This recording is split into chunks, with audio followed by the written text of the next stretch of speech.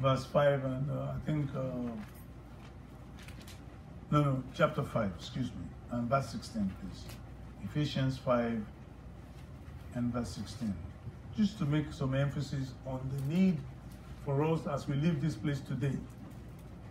Nobody can tell you about how you will use your time, but use your time responsibly. I spoke to you all yesterday and I said this. Now, the lady gave me a news yesterday that, I was quite taken aback, and I think my wife was there when she was saying it. In this city, she owns about 6 houses. She said, oh, I'm not even with this shop anymore. My husband manages that now. But she said, oh, on this street I have 2 houses. Over there on 6th I have 2 houses. She says, and then we have one in Brooklyn. And she was talking to me later in front of the church.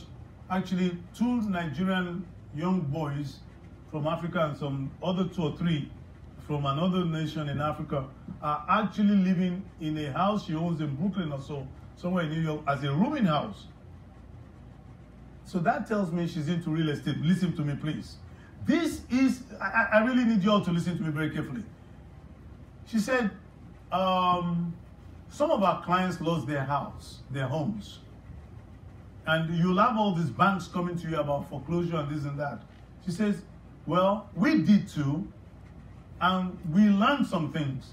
And then I said to them, you know what, you don't even need any lawyer. That you just want to make their own money. That everything the lawyers can do for you, you can actually do for yourself. Just yesterday. So she has information. So I said, oh, we need to talk about that. Because I want to hear that information. So if I come across someone who has a foreclosure, I can tell them that, look, you can do this. But if you don't want to take it from me, let me introduce you to somebody. And I say, oh, Miss Carmen, can you counsel this person? And she'll help them in saving their house. Listen to me very carefully. Write it down again. Manage your human relationships. Earlier on today, I spoke to you about our relationship with God. Those of you who were here earlier. Manage your relationship with God. It's your most valuable asset in creation is the Almighty God. Your next most valuable asset are people. People. People that God has put in your lives. Your minister. Your families. Your friends at church and in the community. Manage that. Because you don't know what they know and you don't know which day you're going to need them. It was no big deal for our mother there, Miss Farrell. I think it was sometime last year. She needed a ride once or twice to our doctor when she had some foot surgery or so on her foot. She said, Pastor, you're going to give me right to, speaking with that Caribbean accent, you're going to give me right to my doctor? I said, yes, ma'am. We took her.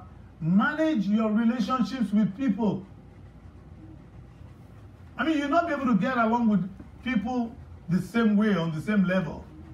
But make sure that the people in your life, you manage your relationship with them. Very important.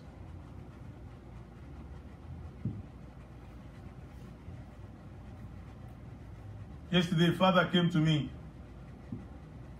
and he said to me, we have a Father's program and I'm the president or the chairman.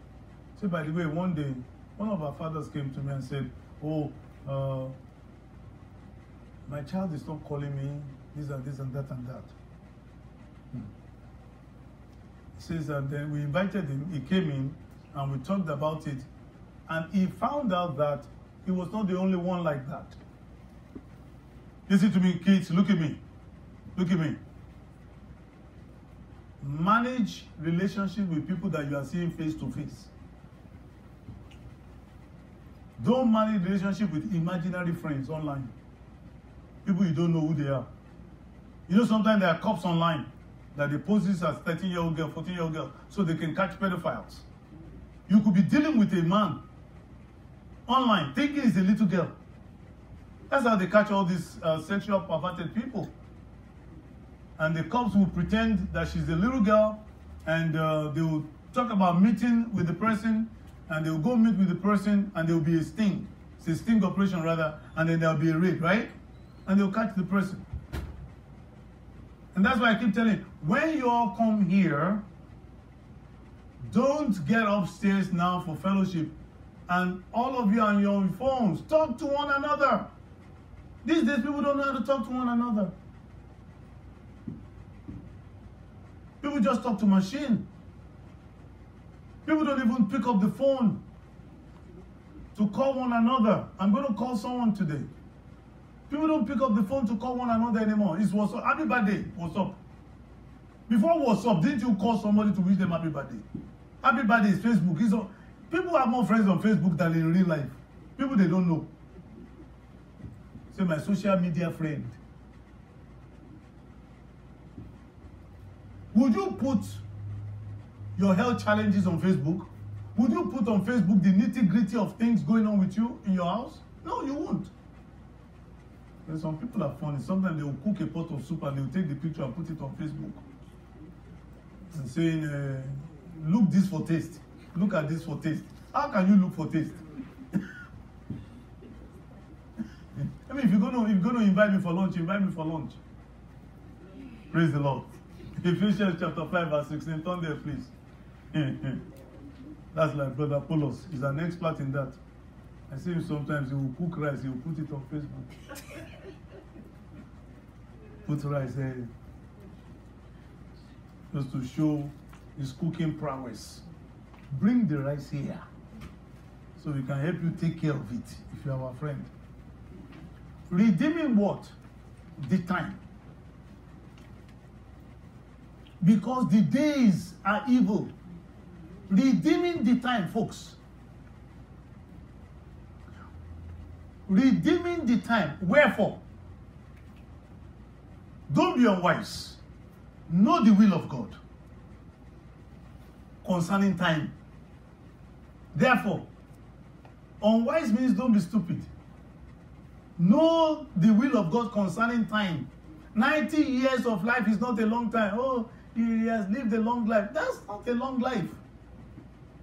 That's just the time God gave you on earth. Your life is forever. Your life is forever. Life is forever. Spirits don't die. Human dies in the natural, but spirit lives on.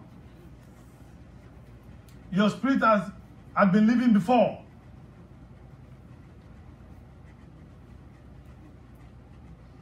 So he says, look at it please in verse 19. He says, you know what? Make sense to one another. Make sense with one another. Speaking to one another in hymns and psalms and spiritual songs. Don't make too much religion out of this thing. How do you speak to somebody just singing? Is that what he's talking about? These are flowery ways to describe it. That means if you read the book of Psalms, you will learn wisdom there on how to relate with one another, on how to relate with God.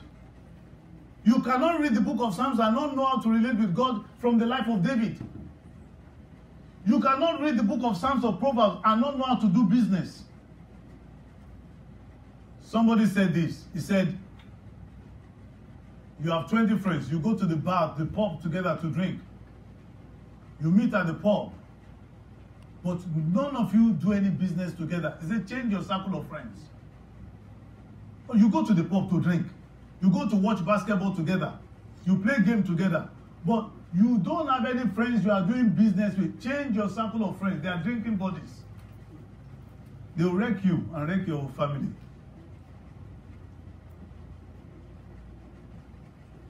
It is a tragedy to waste your life. Be calculated this month. Make sure you bring in the harvest this month. That's the result.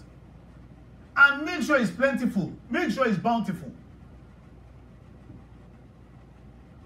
Make sure this month, listen to me, your results as students this month as you go back to school is every book they will assign you to read when you go back on Wednesday. Every assignment they will give you by the time you're coming home on Friday. Make sure by Monday you return everything back to them. You are bringing in the result. Because what result are you going to bring in as students right now? Is passing your grade. is becoming an honor roll student. Those of you who are working, make sure you go to work and do your work. Oh, Pastor, can you do this court case? We'll do it. Since I came back, any court case they asked me to go and do, I said, yes. If you want me to stay there all day, I have time. I won't leave. You know when they are paying you the kind of money they are paying me, you almost want to pray some people, more people should enter trouble. Well, not to enter trouble, but to have problems that you go and solve for them. You know I'm talking? Praise the Lord. Praise the Lord.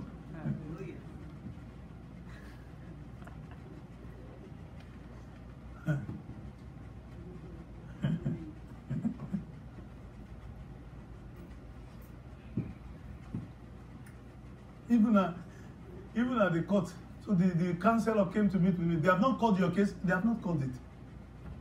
So is everything okay? He said, I can't be here all day. I know how much I'm making per hour. It's quite reasonable.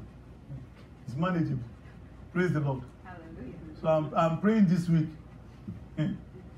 Praise the name of Jesus Christ. No, it's enjoyment. Use your time wisely. Amen. Invest your time in what is profitable. Amen. Make sure the way you spend your time this month brings in the results that you have an expectation for. Amen.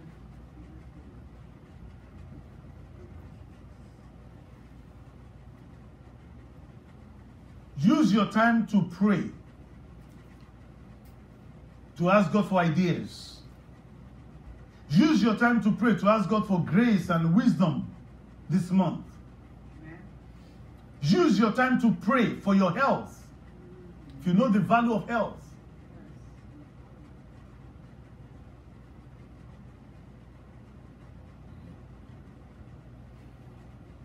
Use your time to sit down and calculate your material resources, and I'm talking about money now, how you are going to spend it. Just, you know, those days are gone. When we go to the store, the days of our ignorance, that we don't know the value of resources. I'll go to the store now. I'm not going to go to the store now and spend my gas money in buying a shirt. I don't need one. Are you getting my point? Because you are going to sit down and use your time and budget this month. You're going to budget your income. That's financial management. So when you step out this month, and these are the kind of things I expect Pastor Yinka, because he is more astute with that. That's his background, even greater than me. To stand before us in this church, maybe not on Sunday, maybe another time on Sunday, and come up with financial management policies for us.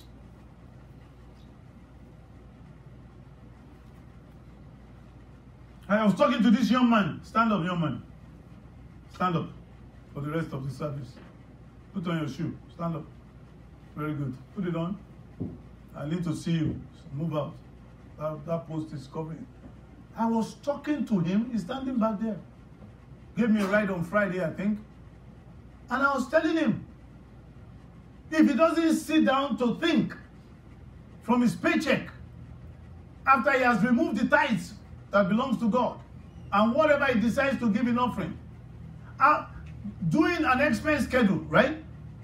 Yes? Doing an expense schedule of how he's going to spend the rest. How much did I tell him to take?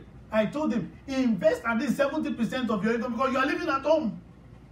You are living at home, you are still being fed, and you are making money. Sir, listen to me.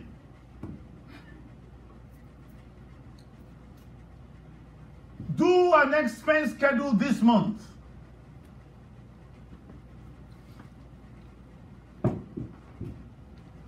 I told him, I said by the time he's 30 or 34, he'll be a millionaire if he can start investing now. At the ratio of minimum $200 a week, which he can. Because he's a supervisor. He's a shift supervisor. Shift supervisor. The matrix. You know, Pastor, they came to me. He said, I have shift supervisor qualities. I said, how much is that? He says a little bit more than Oriflame. I said, fantastic. So that means he's making more money. Every shift he supervises, he's making like extra $10 or so, right? Or maybe 15, 20. So invest that. Invest that. You get 4 shifts or 5 shifts a week, invest that 20 every week.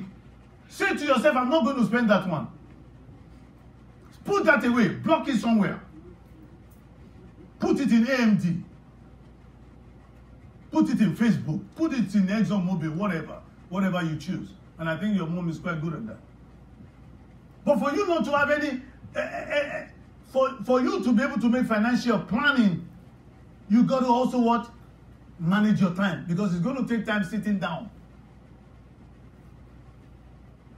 We cannot raise anyone in this church in the next generation. None of you will be strugglers. Amen. But you must sit down to calculate. The boy got himself out of trouble not because he prayed.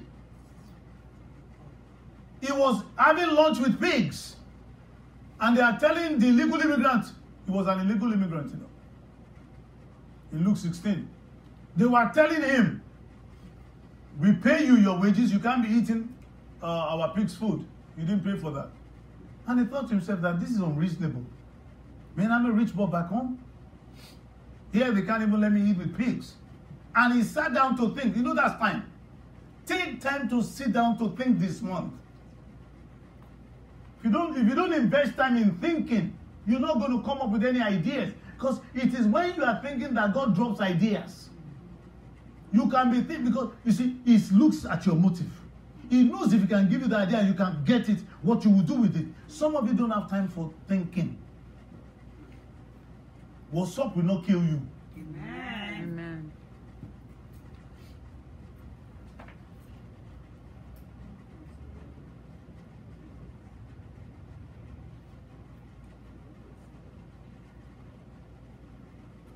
Facebook will not destroy you. Amen. Instead of Microsoft fella, Mr. Bill Gates, at 14 one day, his mama was calling him for lunch. William, dinner is ready or something like that. So he didn't answer. The mom went to his room, knocked on his door, opened the door and went in. So I've been calling you. Da, da, da. Your lunch is ready, this and that and that. And the boy said to his mother, he said, Mom, can't you see that I'm thinking? This month, every parent, teach your children, give them a time out to think. Ask Toby, I've told him, I'm packing up all his gadgets. Toby's room is like a mechanical engineering room. When you go into his room, about 3 or 4 lights will just be blue light, purple light, white light, red light. I'm like, you go under his bed, it's all forms of batteries. The boy will just be putting wires together. I said, sit down and think. Turn off your phones. At least 1 hour a day. Turn it off. Use that hour to think, kids and adults.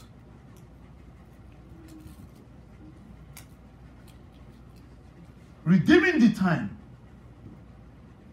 because the days are evil. I didn't tell you to sit down, but move to my right. I need to see you. If you and him came together, you find some of your friends, you all come together, and you're all working and your credits are good. In the next year or two, you can own one, you can own a quick check, man. If you sit and think about it, I'm serious. You all may think I'm playing. You all can buy one. You can own one. You will be self-managing it. Working there, employing your mates. If you all put on your heads right, I think it's like $40,000 or $50,000 or so you all need to put down. You all go see Pastor Yinka. Come together. Coach, stand up, coach. Stand up, coach. Move to the middle. I don't want you hitting your head. Coach can invest. Find yourself, about 10 of you. Come up with $5,000 each. Give yourself 10 months at the rate of $500 a month. Put it somewhere. You don't come up with $5,000 each. In 10 months, take that money. Form a company. Go to Pastor Yinka. You register an LLC for you all. Buy a franchise. Own your own quick check. Find a building. What's up? What's up? Think. Think. It takes time to sit down and think that, we can do this. Don't wait till you're 40 years old before you own a quick check. Don't start thinking that it's when you grow older that you're going to make money. Start thinking about it now. Pastor Yinka is there. He's your all's coach. It's your time. Make use of it. Psalm 90 verse 12, and I'm going to close. To everything, there's a season. Stand up. I didn't tell you to sit down.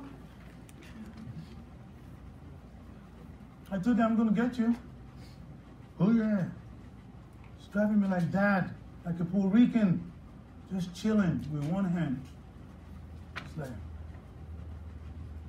trying to deceive me that you're running fast. I know you. Just like your mama. Speed star.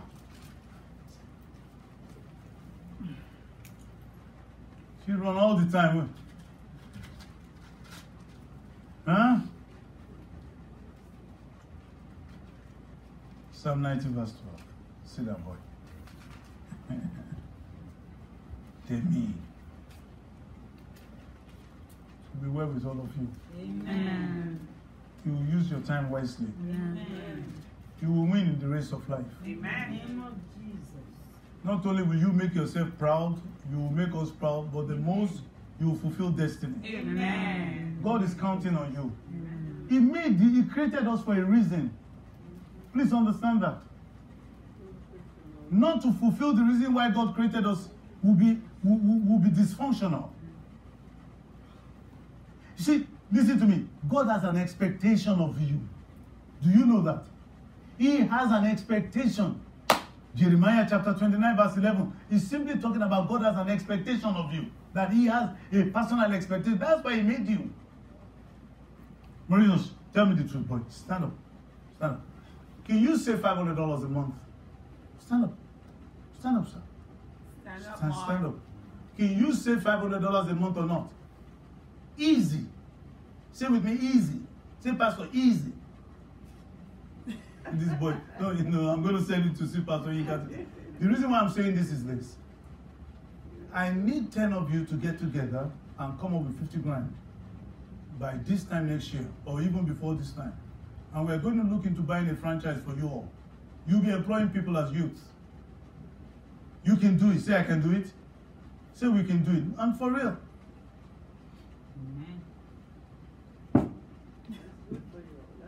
Of course it's good for them, man. Of course it's good for them. You don't need to go and be working as cashier somewhere. You can say, well, it's my business and I want to work as cashier to make some money from it. You think they're not making money? They're popping up everywhere. Quick Check is popping up everywhere, and 7-Eleven. In the urban area, 7-Eleven is $40K for their franchise. In the urban area. I don't know about it in the suburb. And they open 24 hours. Now they're beginning to have gas station. If you can have a place, let me tell you something. It's your franchise, but the gas company will come in and put their gas station there. And they'll use the name of your franchise. You'll sign a contract with them. They are the owners. They're beginning to have gas stations. Look into these things. Look into these things. What was I talking to you about yesterday, young man? That you all can be making money now. 17 years old, why not? Am I too close to you?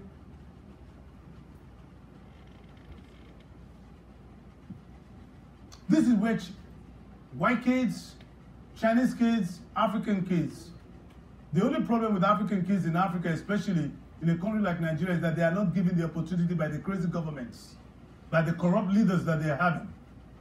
If they will have the opportunities that you all have, the potential to make even $1,000 a month, and you still be able to go to school, then African kids will explode. They'll take over the whole world. But because we have a continent over there filled with crazy political leaders in government, none of them is good.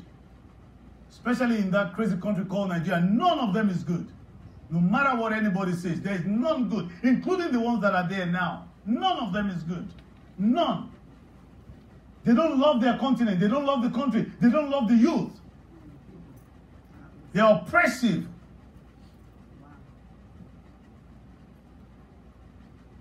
Where is a governor in Africa? Where is he getting 500 million to 7 billion, $5 billion from? What are they doing? When did they get to power?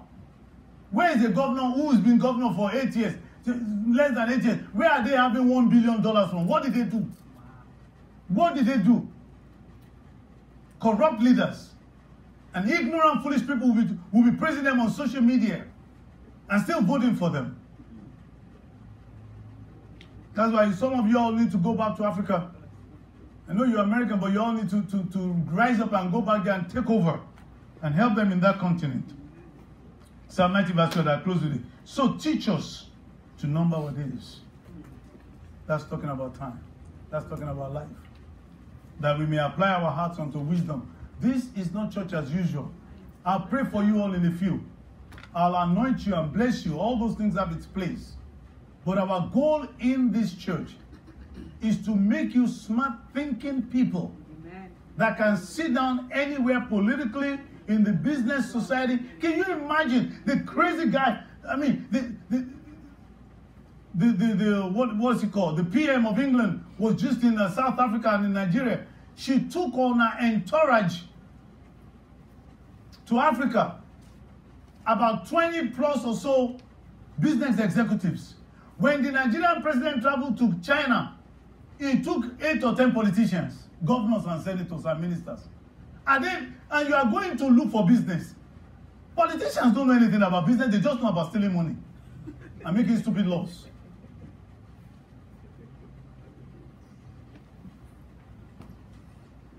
That's what they do, especially in Africa. They're trying it over here too. And thank God for the watchdogs. Thank God for the, here you can go and use the, what is that thing called? Where I think it's public something. You can use it to get information. Freedom Act or something like that. You could get any information over there. You want to get information, they will just catch you. And that may be the end that your family will hear about you. Or they will kill you. I see greatness in every one of you. Amen. But your greatness is in your ability to focus and sit down and use your time wisely. What's your number one most important, valuable asset in life? Anybody? God. Real quickly. God. What's your next most important, valuable asset? Other people. Other people. And to other people, you are another person. So you manage your human relationship. What's your thought? Time. Leave this place today. Leave this place today. And don't tell me you have not been told about the use of time. Don't use your time to get into trouble this month. Amen. Use your time to calculate. Use your time to make right calls. Use your time to pray. Use some of your time to fast this month. When you fast, when you pray. These are ethics of Christ. When you give, you're going to use some of your time to give shortly now. God bless you all.